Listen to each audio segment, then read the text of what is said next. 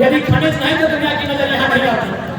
40% खनिज से भरा हुआ झारखंड राज्य सबसे पहले 1912 में मुंह से बोला झारखंड लेंगे, 1928 में कागज में लिख के बोला झारखंड लेंगे साइमन कमीशन के तहत, और फाइनली धरती अब बिरसा मुंडा सन 2015 नवंबर उनकी जयंती के दिन बिहार के उत्तर के हिस्से को काट के उत्तर है ना, अच्छा दक्षिण हिस्से को काट कर 46% भूभाग झारखंड के रूप में लिया। जैसे झारखंड मिला कुछ लोगों का स्टेटमेंट आया, सबसे पहला स्टेटमेंट आया राज्य के सर्वोच्च रहनुमा महामहिम प्रभात कुमार राज्यपाल कि जिन परिस्थितियों में जिन साधन संसाधन के साथ झारखंड राज्य अलग हुआ है, आने वाले 20 सालों में ये भारत देश का नंबर 1 नंबर 2 राज्य रहेगा। क्या है? क्या है? और एक स्टेटमेंट आया बिहार के मिनिस्टर का, अलग भलो झारखंड बिहार के मिनिस्टर का स्टेटमेंट आया कि अलग भलो झारखंड, यानी सीधा दिमाग दिया किसको? बिहार के IAS को, बिहार के कुछ दबंगों को कि यहाँ भूल के अलावा कुछ नहीं बचा है। अब रात चल गया कोडरमा में, कोयला चल गया धनबाद बोकारो हजारीबाग रामगढ़ चतरा में, यूरेनियम चल गया जमशेदपुर में, लोहा चल गया पूर्वी में, कुछ पश्चिमी में, यहाँ बालू मचा है। तो क्या करना है? दो झारखंड और वे लोग झारखंड आए, अच्छी बात है, आने मना नहीं किए, हमारे लोग भी जाते हैं, लेकिन सबसे बड़ी बात उन्होंने यहाँ नियम बनाया, उन्होंने यहाँ कब्जा किया। जहाँ से किंग मेकर बना जा सकता है, जहाँ से पॉलिसी मेकर बना जा सकता है, वहाँ आके उन्होंने कब्जा किया। उस कब्जा का उदाहरण देखिए, ये बड़ी बड़ी इमारतें उनकी, और इन इमारतों के बीच भाड़ा देकर पढ़ने वाला छात्र मेरा भाई। उस कब्जे को दर्द को समझिए, उस कब्जे को दर्द को समझिए।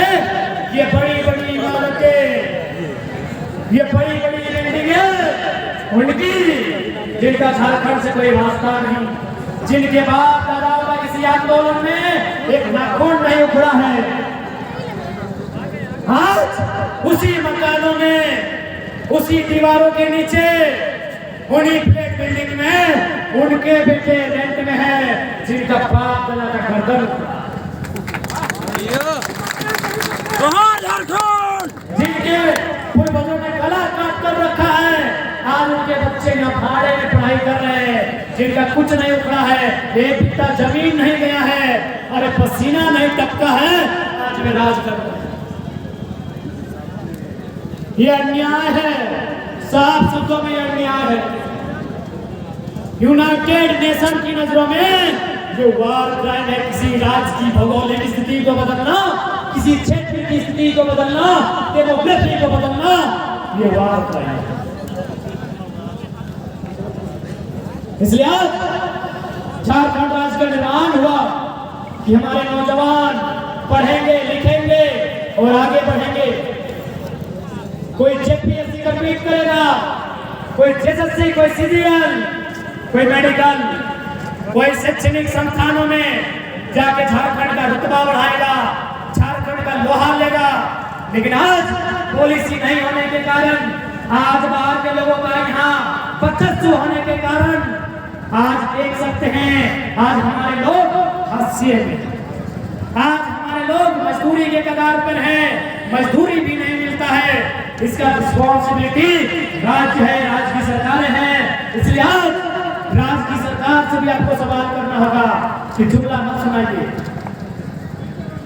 झारखंड की आइडेंटिटी परिभाषित, झारखंड की पहचान क्या है, इसे एक्सप्लेन कीजिए। अरे भाई, बिहार किसका है? परिभाषित है। बंगाल किसका है? परिभाषित है। छत्तीसगढ़ किसका है? परिभाषित है। महाराष्ट्र किसका है? परिभाषित है। तो झारखंड किसका है? परिभाषित करने में क्या दिक्कत है? कोई दिक्कत नहीं है। यदि हम कहें बिहार बिहारियों का दिक्कत है क्या? बिहार किसका है? बंगाल किसका है? किसका है? गुजरात किसका है? तो कि झारखंड सबके बाप पे लगेगी, झारखंड सबके बाप पे लगेगी। हम तो यही कह रहे हैं कि झारखंड सबके बाप पे ना लगे, हमार बाप के लगा, हमार बाप दादा के हम तो यही मांग कर रहे हैं। आज लोग कहते हैं ये अभियान अंग्रेजों के टाइम का है। आज मीडिया बंधुओं के सामने से उन तमाम लोगों को एक साथ मुंह चुप कराएंगे जो लोग कहते हैं ये अंग्रेजों का कानून है, CNT अंग्रेजों का कानून, 1932 का ज्ञान अंग्रेजों का कानून। तो आज भारत का संविधान जो सर्वमान्य है, भारत में लगभग मान्यता प्राप्त 10 धर्म के लोग निवास करते हैं। संप्रदायों की बात करें तो लगभग 3 लाख के आसपास लोग छोटे छोटे मत के अनुसार निवास करते हैं। सबकी आस्था है भारत के संविधान में, यानी भारत की विधि व्यवस्था भारत के संविधान से चलता है ना। तो चलिए वहीं से सवाल करते हैं, भारत का प्रस्तावना कहां से लिया गया है? हजारीबाग एजुकेशनल हब, पढ़ने वाले छात्र छात्राएं रहते हैं यहाँ। भारत के प्रस्तावना फ्रांस से, मौलिक अधिकार राष्ट्रपति संयुक्त राज्य अमेरिका से, नीति निर्देशक तत्व आयरलैंड से, मौलिक कर्तव्य रसिया से, इमरजेंसी जर्मनी से, संघीय ढांचा कनाडा से, समवर्ती सूची ऑस्ट्रेलिया से, संशोधन साउथ अफ्रीका से।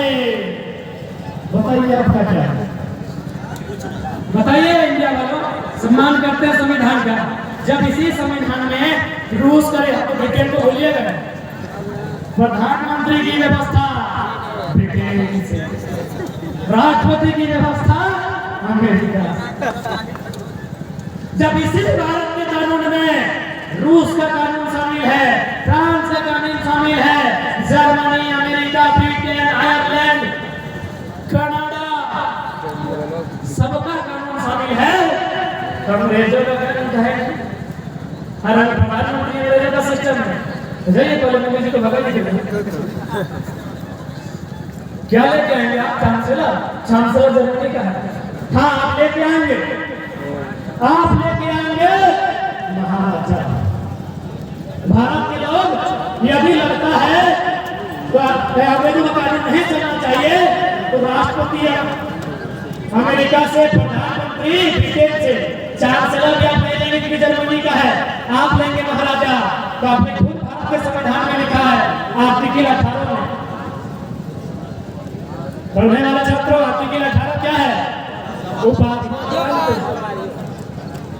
डिसिग्नेशन खत्म, उपाधियों का अंत। मतलब क्या है कि कोई इंसान अपने नाम के आगे राजा, महाराजा, सुल्तान, बादशाह, शहंशाह, सम्राट, रानी, महारानी, पटरानी नहीं लगा सकती है, नहीं लगा सकती है। केवल 2 तरीके से लगाएंगे, या तो सैन्य विभाग या तो शैक्षणिक विभाग, है ना दादा? PhD करने वाले लगा सकते हैं, डॉक्टर फलाना फलाना। बाकी विधायक भी जाइए, संसद के घर में जाइए, वो लिखा हुआ संसद नहीं लिखा हुआ सांसद जयंत सिन्हा, लिखा हुआ श्री जयंत सिन्हा सांसद हजारीबाग भारत। नाम के आगे नहीं लगा सकते हैं। Kind of information.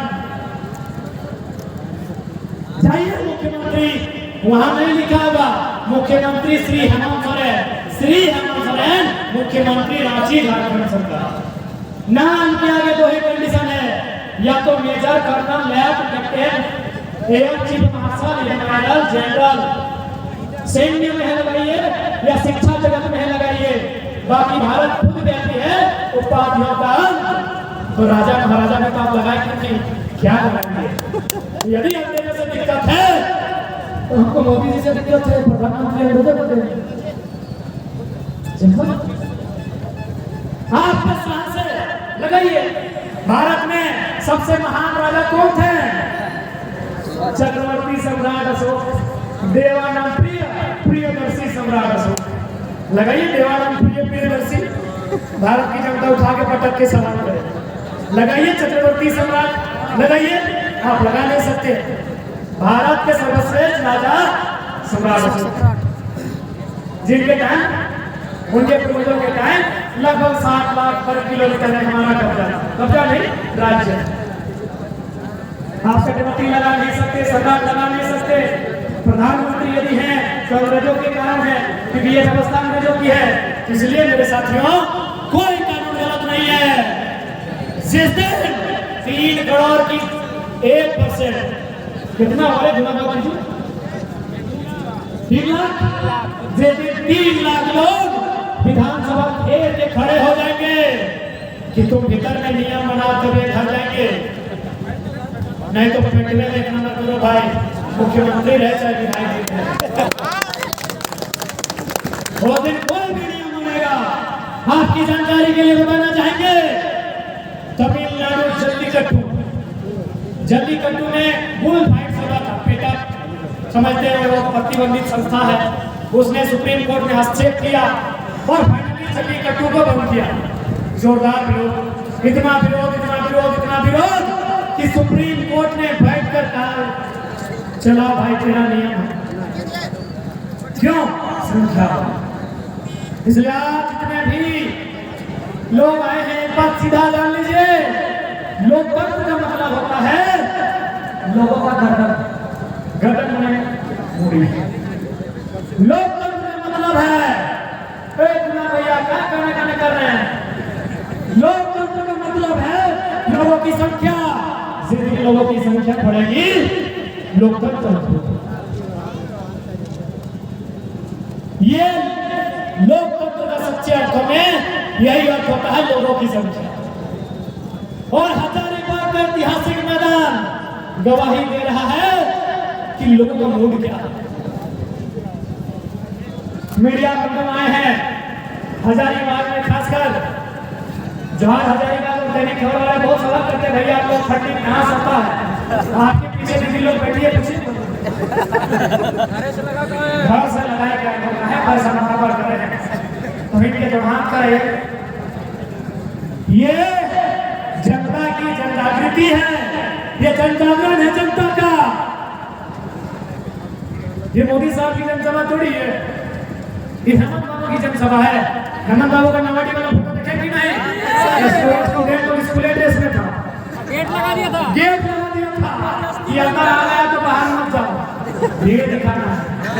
तो भाई ये भीड़ भाड़े की नहीं है, पैसों की नहीं है, ये दर्द की है, ये पीड़ा की भीड़ है, ये शोषण की भीड़ है, ये अपमान की भीड़ है।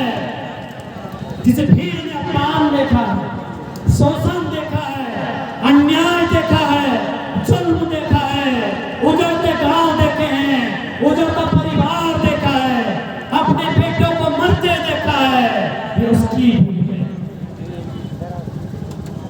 ये उसकी भीड़ है। ये किसी लीडर के बुलाए बुलाई भीड़ नहीं है, ये दर्द की भीड़ है। इसलिए आज और ऐसा नहीं कि नियम कानून कोई हार्ड काम, बड़ा आसान काम है। उदाहरण के लिए वर्तमान सरकार में एक अतिक्रमण का विषय आया था, शायद हरमू नदी का तट पे कोई अतिक्रमण हुआ था, चिट्ठी जारी हुआ, डीसी साहब मॉनिटरिंग किए और अतिक्रमण पर बुलडोजर शुरू। ध्यान से सुनिए मेरी बात को, लेटर जारी हुआ, अतिक्रमण पर बुलडोजर शुरू। लेकिन जैसे ही 10-12 का घर टूटा, पता चला सरकार में बैठे मंत्री जी का घर आ गया है, बिल वापस कि अब से जो है उजाड़ा नहीं जाएगा। इसका मतलब क्या समझे कि नेता लोग, ये विधायक, सांसद, मंत्री लोग, यदि इन लोग अपना पेट में कंट्रोल कर लेना, पेट में अगर लोग कंट्रोल कर ले तो सारा समस्या का समाधान। चूंकि वहां मंत्री का घर था, इसीलिए सरकार को नियम बदलना था। यदि मंत्री का घर नहीं होता तो सारा अतिक्रमण खत्म होता। ठीक उसी प्रकार यदि ये लालची लोमड़ी, ये तमाम पॉलिटिशियन लालची लोमड़ी है, यदि ये लोग अपने जो गैर इच्छा है कंट्रोल करे तो मुझे लगता है झारखंड विकास को अग्रसर होगा। चूंकि हम कोयला क्षेत्र से आते एक छोटा सा उदाहरण देंगे। एक विधायक के बारे में पढ़ा, शायद 12,000 करोड़, चलिए हम कंफर्म नहीं है, 1200 मान लेते, एकदम कम करते हैं, 1200 ही मानते, 1200 करोड़, चूंकि वो कोलफील्ड का है इसीलिए 1200 करोड़। चलिए कोलफील्ड जहां नहीं है वहां कम से कम उसका आधा 600 करोड़ तो होगा, यानी 81 विधायक के पास 600 करोड़ है। यकीन मानिए अगर 600 करोड़ को यदि 20,000 रुपये में प्रत्येक महीना सालाना से डिवाइड करेंगे तो 81 विधायक को 600 करोड़ से गुना करते हुए हमको लगता है वो संख्या कितना होगा, लगभग 50,000, जितना जितना इनके पास काला धन है, 12,000 करोड़, 10,000 करोड़, यदि उस काला धन पर कोई नौकरी नहीं मांग रहे हैं, नया मत करो, उसी पैसा को राज खजाना में लो, उस काला धन को वाइट कर लो, उसी से सारा स्टूडेंट को लगभग 20-20 हजार दे के आधी समस्या का समाधान हो सकता है। लेकिन होगा नहीं, ये लालची लोग हैं, इनका एक स्टेट में अरे वो जिला में नहीं, इनका डबल डिस्ट्रिक्ट में घर है, डबल स्टेट में घर है, डबल कंट्री में घर है, डबल वाइफ वाला है। 2024 में बता रहे हैं, अभी थोड़ा बहुत बच्चा है, 2024 में एक साल में उठा बड़ा हजारीबाग किसी एसपी कहाँ मकान लिया है, कहाँ दुकान लिया है, सब बता है, बकायदा मंच से मीडिया के सामने बताया।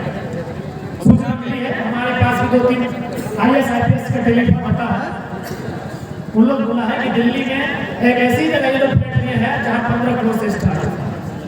चूंकि नाम नहीं लेंगे इसके मानहानि कर देंगे, अभी पूरी जानकारी नहीं, ये देखा है आपको दिल्ली में हमारे IAS IPS ऐसी जगह बिल्डिंग बनाया है, फ्लैट में है जहाँ 15 करोड़ से स्टार्ट है। हमारे स्टूडेंट हजारीबाग में पढ़ने वाले माता पिता के घर से चोरा लेकर आने वाले, चोरा समझ रहे हैं, साग सब्जी बेचकर लाने वाले, एक छोटे से कमरे में अपने आप को बंद करने वाले, जिस छात्र को, जिस भाई बहन को आजादी पसंद था वो मामूली कमरे में अपने आप को बंद कर लेता है, उसकी आंखों की रोशनी चली जाती है, चश्मा चढ़ जाता है, उसका तो बाल हो जाता है, किसी का पेट बढ़ जाता है, एक मामूली हॉस्टल के कमरे में अपने आप को बंद कर लेता है, 10 साल 15 साल तैयारी करता है और पता चलता है इस राज्य में उसके लिए कैसा पीड़ा होगा, क्या दर्द होगा, क्या पीड़ा होगी, आप उसका अनुमान कीजिए मेरे साथियों कि क्या दर्द होगा उस स्टूडेंट पे जो पिताजी का पहला बैल बिचवा गया है कि पापा बैल बेचिए ना, अगली बार वैकेंसी क्लियर करके आएंगे, और जैसे क्लियर करेंगे एक नहीं 2 जोड़ा बैल खरीदने वाला सरकार है। किस प्रकार उसका सपना चकनाचूर होता है। और इधर हमारा विधायक, हमारे सांसद बेईमान घुसखोर लोग सेकेंड वाइफ का सपना सजा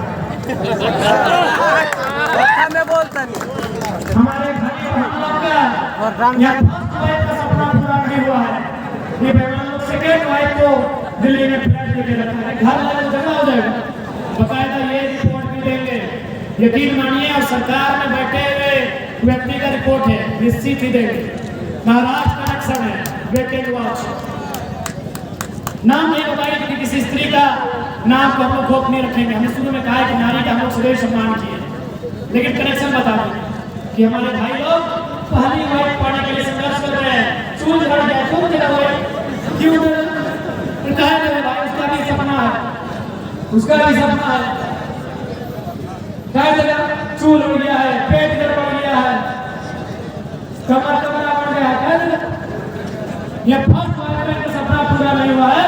और हमारे सांसद MP MLA सेकेंड वाइफ को बड़े हैंडल करते हैं, उनको भी सेकेंड अपार्टमेंट देके रखते हैं, सेकेंड मनी दे रहे हैं। इसलिए मेरे साथियों अब आपको बदलाव करना होगा। 25 साल के किसी का मुकाबला 75 साल का बूढ़ा एमपी एमएलए नहीं, एक 25 साल का छोटा ही करेगा।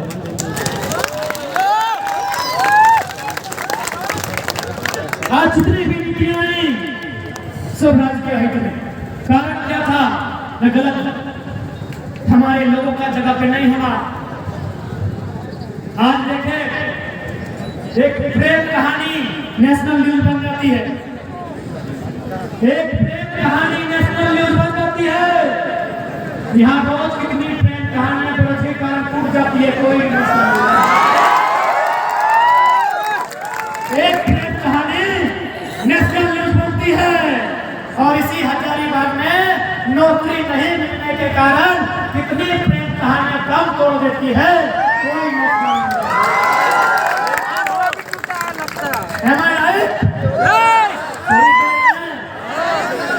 आज 1.5 सालों से आंदोलन, आज सड़कों पे लोग देवेंद्र दा दर्जनों लाठियां खा रहे, मोतीदा मनोज दा, हेलो इधर पूजा माता के भी, रूपा की भी, गुड़िया की भी लोग लाठी खा रहे हैं, लाल हो रहा है, कोई न्यूज नहीं, कोई नेशनल न्यूज नहीं। ये तो धन्यवाद कि हमारे अच्छा ठीक है पांडे दीदी जोहार हजारीबाग दीदी है, तो भाई का नाम लेने में सुविधा होता है, पूरा में खाना नहीं लगेगा, भैया लोग का समझा जाता है। धन्यवाद है दीदी लोग का, भैया लोग का, कि आपका रिपोर्टिंग के माध्यम से कम राज्य में लोग जानते हैं। हाँ कि आजम खान साहब का भैंस गुम हुआ था, नेशनल न्यूज। लेकिन आज तक हमारे स्टूडेंट का दर्द, हमारी दीदी बैठी है रोहता फैक्ट्री के प्रदूषण के कारण उनका 8 साल का बेटा का देहांत होता है, कोई न्यूज नहीं। गोमलपुरा के सैकड़ों किसान बैठे हैं, मनमाने ढंग से उनकी जमीन रोज छीनी जा रही है, कोई न्यूज नहीं। और ये लोग बोलते हैं दलाल कि भारत किसानों का देश है, कोई न्यूज नहीं। क्यों? नेशनल जगह पे हमारे लोग नहीं हैं, इसीलिए अब हमारे लोग नेशनल जगह पे होना चाहिए। नेशनल मीन्स नेशनल मतलब MP member of parliament. National माने क्या? Member of parliament. यदि आपको झारखंड के दर्द और दास्तां को नेशनल न्यूज बनाना है तो मेंबर ऑफ पार्लियामेंट चाहिए मेरे साथियों। 24 में जरूर मेंबर ऑफ पार्लियामेंट चाहिए। और शुरुआत होगी हजारीबाग से। जैसे हजारीबाग में आग लगेगी, चतरा में उसका असर होगा, असर कोडरमा में होगा। गिरिडीह के पत्ते मत कीजिएगा कि छोटा फैसला गिरिडीह में तो होगा ही होगा। गिरिडीह का एकदम मत कीजिए, छोटा और पारासार दोनों है, वहाँ बदलाव नहीं होगा तो सवाल ही नहीं है। धनबाद मत जाइए, वहाँ पहले बोले कि जमीन के नीचे भी आ रहे, ऊपर भी है।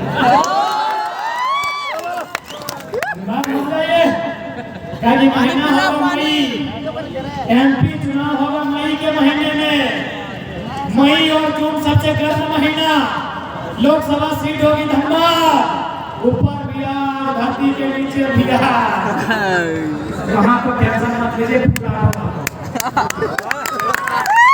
संभावना है गोली भी चलेगी, कोई दिक्कत नहीं है।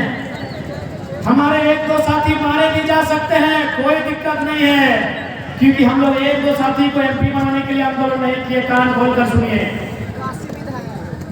1-2 आदमी के मरने से आंदोलन नहीं रुकेगा।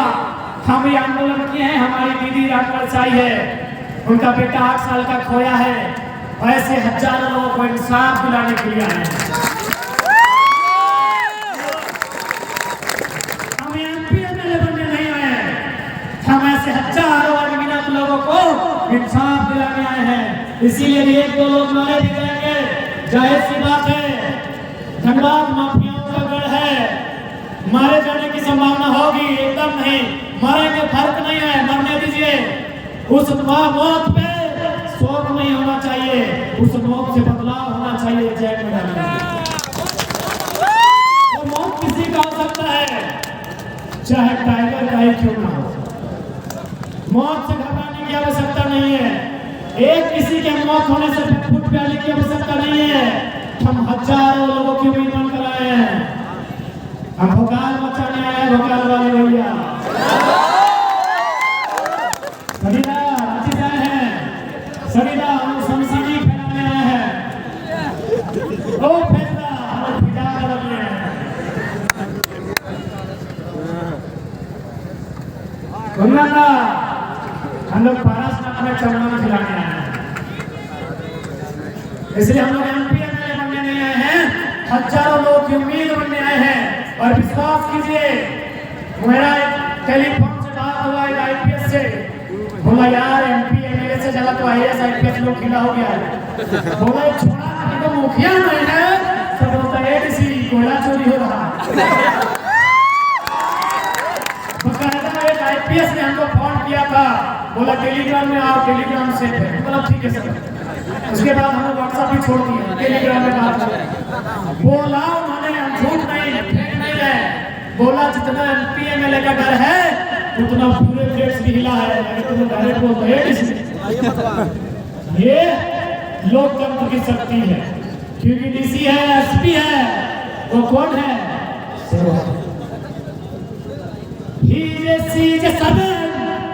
उसने लिखा है Indian administrative service, Indian police service, Indian revenue service, Indian foreigner service. उन्होंने खुद लिखा है सर्विस। सर्विस का मतलब सेवा, सेवा करने वाला, सेवा पैसा लेके सेवा करने वाला नौकर, करके सर्विस। कह दीजिए वो सेवा में भी नौकर हैं, क्योंकि हमारी दीदी लोग जो 50 पैसे का शैम्पू लगाती है उसमें टैक्स देती है। हमारा भैया लोग जो बालों में जेल लगाता है उसमें टैक्स देता है। हमारे टैक्स से आपका परिवार चलता है डीसी मैडम, हमारे टैक्स से आपका परिवार चलता है एसपी जी, हमारे टैक्स से आप चलते हो। बताओ हम आपको, जनता आपको रे से बुलाए या ए से बुलाए, चाहे एजी बुलाए चाहे सुनो बुलाए, आप जनता के सेवक हैं नौकर। इस बात को इतना तो हिम्मत आया है तो सोच के देखिए, अगर 2024 में एकाध में एमपी देंगे तो सनीदा कितना सनसनी हो, हिला देंगे। पैर के राइट दबा समझ सकते हैं कि नहीं? सोच सकते हैं हम लोग एक मुखिया के पद को धारित नहीं करते हैं, लेकिन ब्यूरोक्रेट्स बोलते हैं नहीं लड़का लोग सही है। हम लोग भी चाहते हैं कि ऑनेस्ट गवर्नमेंट मिले, ऑनेस्ट पब्लिक सर्वेंट मिले, ऑनेस्ट एमएलए मिले, जिससे हम काम कर सके। ये अंगूठा छाप लोग से नहीं टाल मिले। आधार कार्ड का काम आए वो थे उसका। एक आईएएस अधिकारी से बात हो रही थी जो बिलाप हमारे यहाँ से ट्रांसफर हुए भी बोल रहे थे कि हम लोगों को भी खुशी होगी कि master of arts, doctor of philosophy, ऐसे नौजवान विधानसभा में आएंगे। ऐसे नौजवान के लिए जब हम पॉलिसी बनाने के लिए अपना आइडिया देंगे तो हमें भी खुशी होगी, हमें तकलीफ होता है, चाहे वो भी सुनते हैं। ये पांचवा पास इनकी जब सुनते हैं तो हमें भी तकलीफ होता है। जो ईमानदार आईएएस आईपीएस से बकायदा बोलते हैं, टेलीफोनिक बात होती है उनसे कि हमें भी खुशी होगी कि आप जैसे नौजवान चुन के आएंगे, हमें भी काम करने में सुविधा होगी। इसलिए आज राज्य सरकार को संदेश दीजिए कि आप बहुत क्रिकेट खेले, 70 लाख खेले, अरे छक्का तो मारे है ना पार लो। अरे एक के रन में बहुत हो गया। हम लोग को फुटबॉल की मौका दीजिए, पेनल्टी नॉकआउट मारेंगे। अच्छा मारते हैं, छक्का मारे की बात करो ले, एक के रन में वोट। हालांकि माननीय मुख्यमंत्री, उनका हम सम्मान करते हैं, झारखंडी हैं, लेकिन उनके आगे पीछे दाएं बाएं ऊपर नीचे आगे पीछे सब कब्जा करके बैठा। हम आपको बकायदा एक मंत्री की कहानी सुना रहे हैं।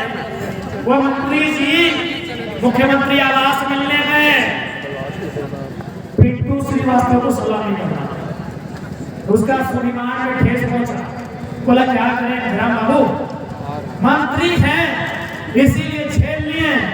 आप लोग मौका दीजिएगा तो आएंगे। विधायक लोग का तो गिनती नहीं होता है राजा जी के दरबार। मैं मंत्री की बात कर रहा हूँ, कोई फिक्र नहीं।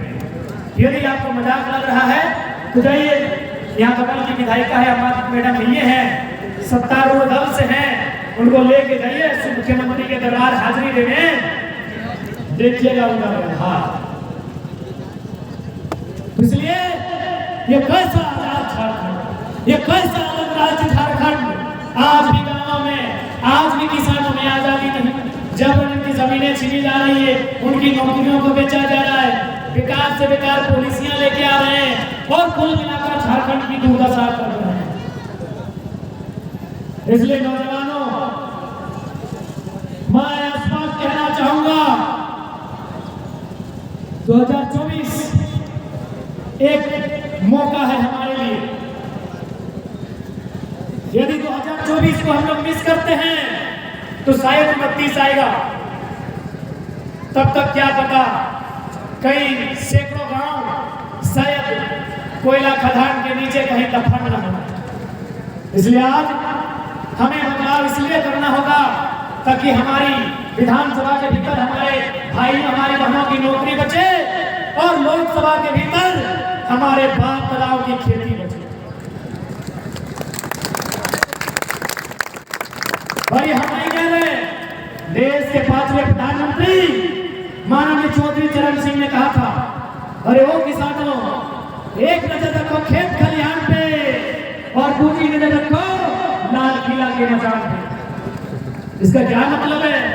इसका सीधा मतलब है कि यदि किसान हो तो एक आंख से अपना खेत देखो और दूसरी आंख से राजनीति में कौन लोग क्या घट रहा है देखो। यदि खेत नहीं देखोगे तो फसल भी बर्बाद और खेती नहीं करोगे तो नस्ल भी बर्बाद। खेतवा बेच के छोड़े आईफोन लिए तो ये हम नहीं, देश के 5वें प्रधानमंत्री माननीय चौधरी चरण सिंह ने कहा था, एक नजर खेत खलिहान पे, एक नजर लाल किला के मचान पे। अब लाल किला का मचान मतलब पॉलिटिक्स, कि वहां कॉर्पोरेट्स को फर्क नहीं पड़ेगा, वहां अमीरों को फर्क नहीं पड़ेगा। इसलिए फर्क नहीं पड़ेगा क्योंकि जो टाटा खुद फारसी है, जिसका एक बित्ता जमीन नहीं था, आज झारखंड में कब्जा कर दिया है। टाटा जमशेदपुर, टाटा इंडियन नहीं है, बता रहे हैं आपको डायरेक्ट। और इतना हिम्मत करना आसान बात नहीं है। खुले मंच पे कह रहे हैं, सांसद सुनील महतो की हत्या में 0.01 ही सही टाटा का भी रोल है। खुले मंच पर सुन लीजिए, काफी फांस में कह रहे हैं। ये हिम्मत इन डरपोक सांसदों की नहीं है जो कल का लड़का कर रहा है। टाटा का रोल है 0.001% ही सही सुनील महतो को मारने में टाटा का रोल है।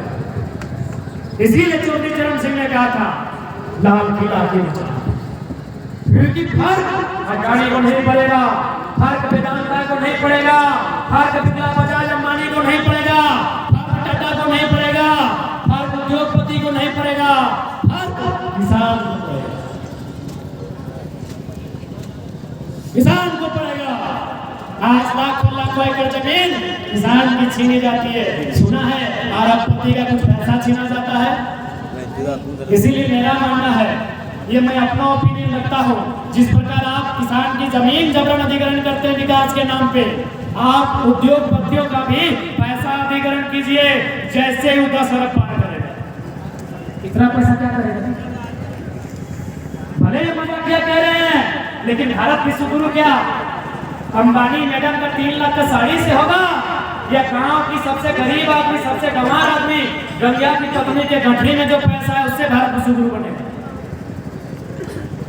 अंबानी मैडम की चाय से जो 90,000 की 1 लाख का पीती है, गांव के सबसे गरीब आदमी गंगा, गांव में गंगा बुद्धि नाम बड़ी होता है। अभी तो किट्टू सिट्टू रीना पिंटा सिंधा क्या नदिया कभी हो गया है। दादी लोग का नाम होगा मंगरी बुद्धि होगा, शनिचरिया होगा, दादी लोग सुक्री सुक्री।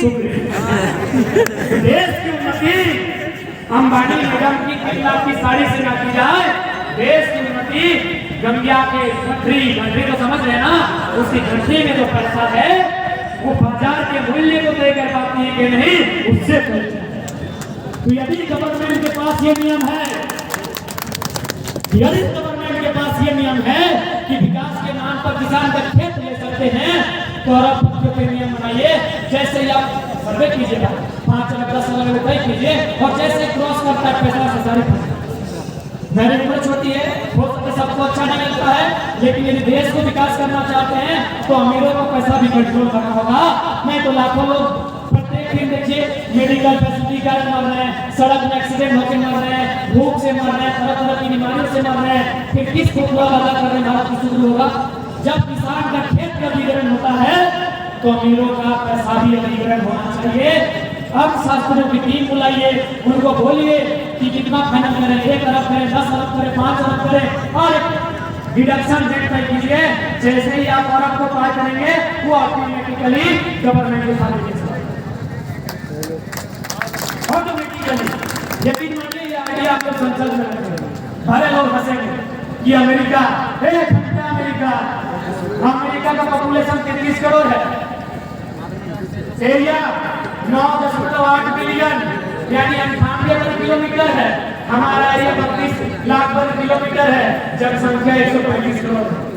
अमेरिका से तुलना मत कीजिए, कोई लॉजिक नहीं है। अमेरिका से तुलना करने का कोई लॉजिक नहीं है साथियों। अमेरिका का एरिया पता है, नहीं पता तो रिपीट करते हैं, लगभग 98 लाख वर्ग किलोमीटर, हमारा 32 लाख हमसे 3 गुना ज्यादा। अमेरिका का क्षेत्रफल हमसे 3 गुना ज्यादा और जनसंख्या लगभग 4 गुना कम। अमेरिका से तुलना करते नहीं होगा। भारत तुलना करना है तो अपने अनुसार जो है उनसे कीजिए। तो उम्मीद करते हैं क्योंकि हमको बारिश का संभावना था, इसीलिए आपके कारण बात करके आप आ गए तो बारिश कहाँ पड़ गया है। एक बात सही है, ये आंदोलन करना, हमारा यहाँ आना, ये हमारी गलती है, नियति का खेल ये नियति का खेल है। मैं तो गरीबा के बारिश में ये नियति का खेल है।